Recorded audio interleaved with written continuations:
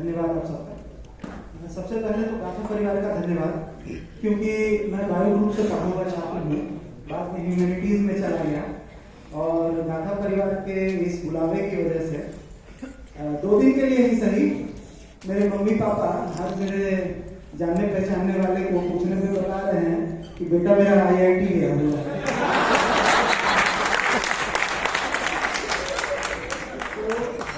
शुक्रिया IIT, शुक्रिया गाथा। ये माहौल इतना विनोदमय हो रखा है ना कि वैभवमय त्रिपाठी को भी विनोदमय त्रिपाठी बोल के बुलाया गया। बातचीत शुरू करें।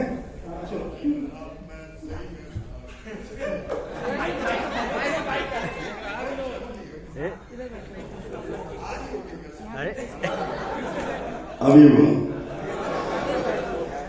मतलब भाई वैभव भैया जिस तरीके से बोले ये वाकई मेरे लिए भी बहुत मतलब सौभाग्य की बात है और खुशी की बात है कि मैं इतने प्रतिष्ठित संस्थान में आप लोगों के समक्ष बैठा हूँ और मैं वाकई गाथा महोत्सव और गाथा जो भी अपना ये ग्रुप है और मैं वाकई दिल से शुक्रगुजार अमित भाई का और कि मैं यहाँ उपस्थित हूँ आप लोगों के समक्ष। जी बहुत बहुत धन्यवाद। अब आप पूछ सकते हैं।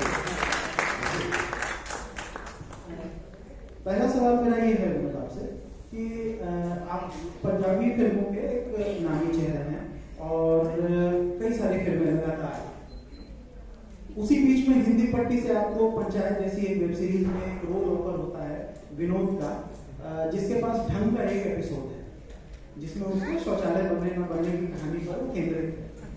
तो और कोई गारंटी नहीं थी कि ये रोल इतना प्रसिद्ध होने वाला है और आप एक सेटल्ड आर्टिस्ट थे, तो क्या सोच के पंचायत के लिए हामी भरी थी? मतलब वही होता है कि जिंदगी वो कहते हैं ना कई बार इत्तेफाकों से भरी होती है और मेरी लाइफ में हमेशा इत्तेफाक बहुत रहे हैं। तो पंचायत करना, वो रोल मिलना, शायद थोड़ा मैं बच रहा था शुरू में, लेकिन वो एक बार मैंने जो काम मतलब अगर ये हो गया चुनाव की मैं विरोध करने वाला था और फिर वो था कि वो मेरी ईमानदारी थी और मैं मतलब एक्टिंग को इस तरीके से बहुत सीरियस नहीं लेता कि मैं कैरेक्टराइजेशन में जाऊंगा और उस तरीके से, मतलब जो सरल है, जिस सहजता से बोला जा सकता है और वही मैंने किया और वाकई मुझे अंदाजा नहीं था कि ये रोल इतना बड़ा मतलब बन जाएगा और लोग इस कदर मोहब्बत और प्यार देंगे कि वाकई वो विनोद जिंदगी में मेरे भर जाएगा उस किरदार से।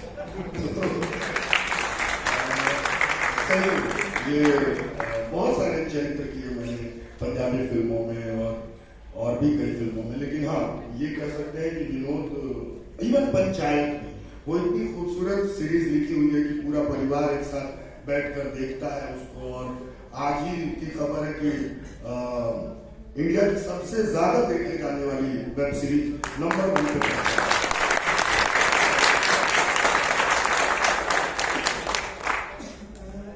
जैसे हम पंचायत की बात कर रहे हैं, विनोद की बात कर रहे हैं और एक बहुत आप लोग को शायद बहुत शुरुआती दौर का इनका काम था, एक फिल्म आई थी शूद्र, उसमें लास्ट में 5 मिनट का इनका पूरा वो मोनोलॉग की तरह का है कि एक गांव है जो जल रहा है और उसमें एक अकेला आदमी है जो पूरा 5 मिनट का बहुत इंटेंस विलाप का सीन है और उस सीन की खास बात क्या है कि वो वन टेक सीन है, क्योंकि शूटिंग पूरी हो गई और सेट को खत्म करना था, तो उसी के लिए वो सीन रोक के रखा गया था और वो एक वहां गलती की कोई गुंजाइश नहीं थी।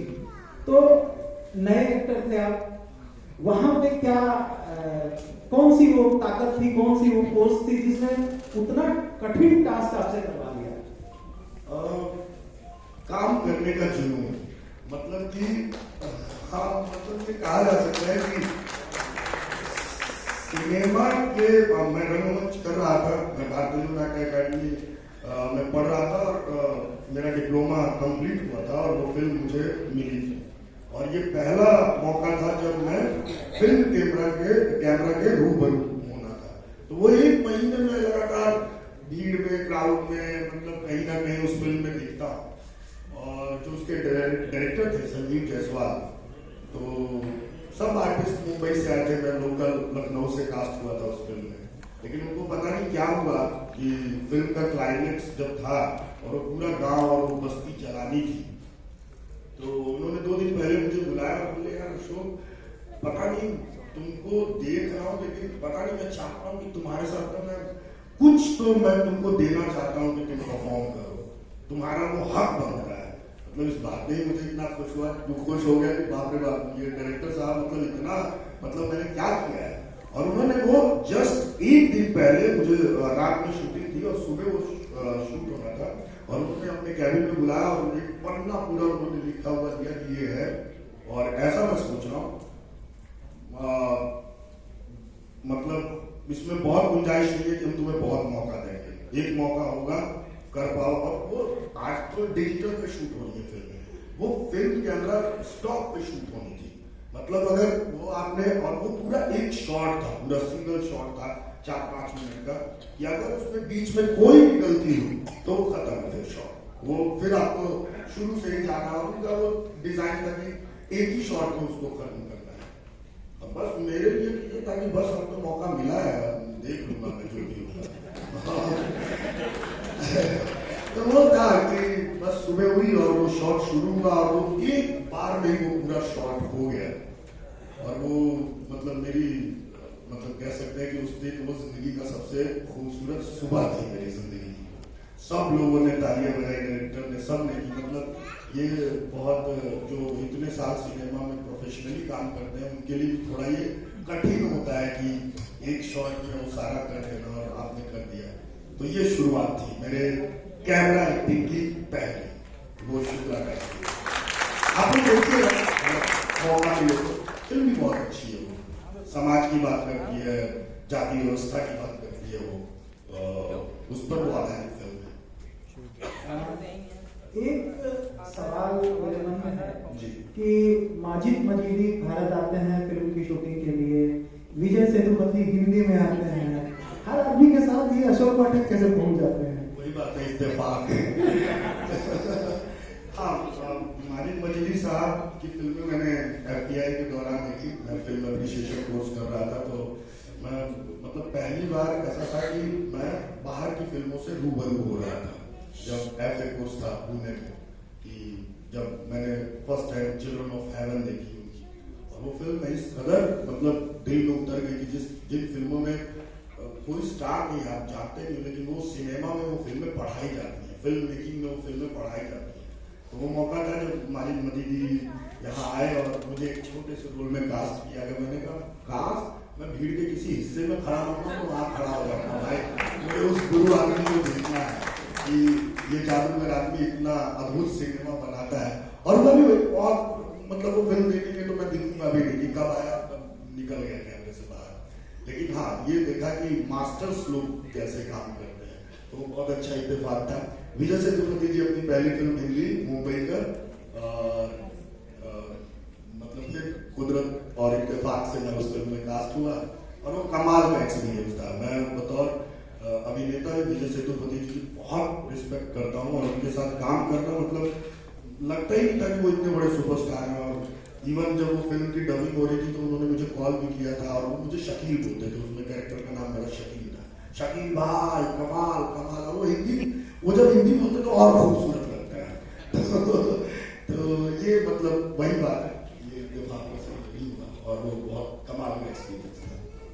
तो पंचायत पे तो हम लोगों ने थोड़ी बात कर ली, लेकिन जो हम लोग के सत्र का नाम है ना, पंचायत ब्यूरो तो कांस, अभी कांस वाले हिस्से पे आए हैं, क्योंकि कांस वाला हिस्सा ऐसा है कि कांस के बारे में हम लोग को ये पता था शुरू से कि एक फिल्म है विनोद भाई की, अशोक भाई की, जो कांस जा रही है, और इस फिल्म में ये राधिका आप्टे के अपोजिट कास्ट किए गए हैं, ठीक है। और उस समय तक श्योर नहीं था कि, जब पहली बातचीत हुई थी हमारी, तो उस समय तक श्योर नहीं था कि ये मामला कांस तक पहुंचेगा। इन्होंने भी बहुत ठंडे ठंडे में कहा था, देखिए भैया हो सकता है शायद कांस चली जाए, और ये चुपचाप कांस गए, लौट आए, क्योंकि चुपचाप इसलिए कहूंगा क्योंकि उस बीच में ही व्यस्त था, फेसबुक सोशल मीडिया सबसे दूर था। अचानक एक दिन मेरे पास मेरे एक मित्र का फोन आया कि किस दुनिया में हो। हम बोले क्या हुआ? बोला फेसबुक उसको छोड़ दिए हो। हम बोले छोड़ तो नहीं दिए लेकिन आजकल कम इस्तेमाल कर रहे हैं। तो बोला कि फटाफट फोन कर लो अशोक भाई को। तो बोले क्या हो गया? बोले 10 मिनट का स्टैंडिंग ओवेशन है कांस में और लगातार ताली बजी है। आज तक इंडियन हिस्ट्री में ऐसा नहीं हुआ कि किसी एक आर्टिस्ट के लिए 10 मिनट तक ताली बजती है। तो मैंने उनको व्हाट्सएप कॉल किया वहाँ फ्रांस में, और फिर उसके बाद से मैंने बस बधाई संदेश हो गई। और उसके बाद से फिर आज हम लोग आमने सामने हो रहे हैं। तो कांस वाली कहानी थोड़ा विस्तार से। हाँ, मतलब मुझे यकीन नहीं था जब मुझे फोन आया कि फिल्म कांस में सिलेक्ट हो गई है और वहाँ जाना है, और वहाँ जाना है, ये सबसे मतलब सिलेक्ट हो गई तो ठीक है, लेकिन जाना भी है, ये और मतलब ये था कि अच्छा ये सही में ये मेल है क्या, और मुझे भी जाना है। तो वो अद्भुत था। और वो कह सकते हैं कि कांस फिल्म फेस्टिवल सिनेमा का मक्का मदीना कह सकते हैं, उसे तीर्थस्थान कह सकते हैं कि वहाँ इतने सिनेमा प्रेमी और इतनी अद्भुत। और इस बार तो वाकई ये भारत के लिए सबसे गौरव की बात है कि हमारी एक पायल कपाड़िया फिल्म जीती, मतलब विन किया उसने, और 4 फिल्में थी भारत से इस बार, और इस बार बोलबाला था भारत का। तो ये बहुत हम सबके लिए बहुत प्राउड की बात है। और जहाँ तक कहा मेरी फिल्म का सवाल, तो वो बहुत खूबसूरत फिल्म बनी है। राधिका आप्टे मुझे लगता है कि उनकी अब तक सबसे बेहतरीन फिल्म है वो, और मैं खुशकिस्मत हूँ कि मैं उनके साथ हूँ, हम दोनों ही मुख्य भूमिकाओं में। और वाकई वो फिल्म खत्म होने के बाद दर्शकों की जिस तरीके की प्रतिक्रियाएं थी, मुझे लगता है मेरे लिए ही वो पूरी फिल्म के लिए लोगों को इतनी वो पसंद आई और उन लोगों ने इतनी इज्जत दी उस फिल्म को।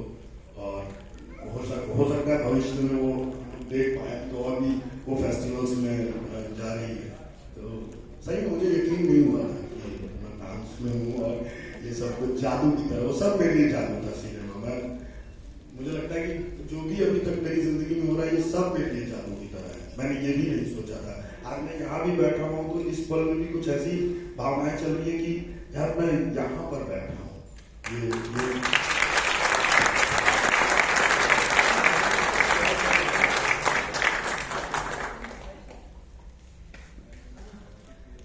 पंचायत से शुरू हुआ मामला, फिर कांस तक पहुंचा है। त्रिभुवन मिश्रा सीए टॉपर नेटफ्लिक्स पे नंबर 1 ट्रेंड कर रहा है। मतलब आप लोगों ने अगर विनोद देखा है तो अभी मेरी सीरीज त्रिभुवन मिश्रा सीए टॉपर 18 तारीख को नेटफ्लिक्स पे रिलीज हुई है, और उसमें हमारे किरदार का नाम है ढैंचा झा। तो लेकिन वो विनोद से बिल्कुल अलग तरीके का किरदार है, तो आप लोग देखिए। तो फैमिली शो तो नहीं बोल सकता, हाँ, लेकिन फैमिली में सब लोग अलग अलग देख सकते हैं।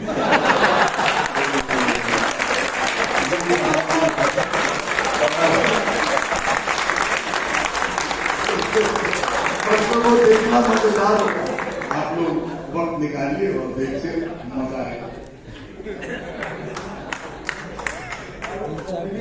एक साथ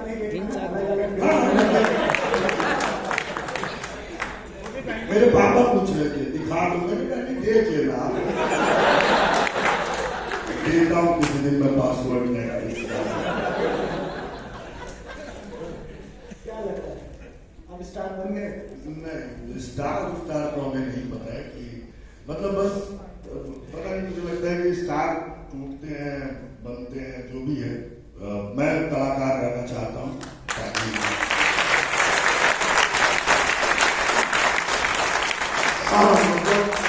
मुझे आसमान में नहीं पहुंचना, मुझे यही धरती पर जमीन पर रहना है और लोगों की यादों में रहूं, काम करता रहूं, बस यही। और लोग एक सच्चे कलाकार के रूप में मुझे जाना है। और लोग समय से चिंता करते रहे कि शौचालय बना ये तो मतलब ऐसा सवाल है, मुझे समझ में नहीं आ रहा।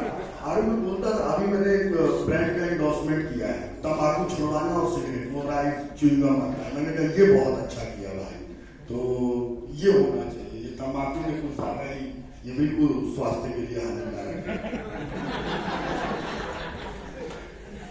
अच्छा, तंबाकू चुनौती से आगे बढ़ते हैं।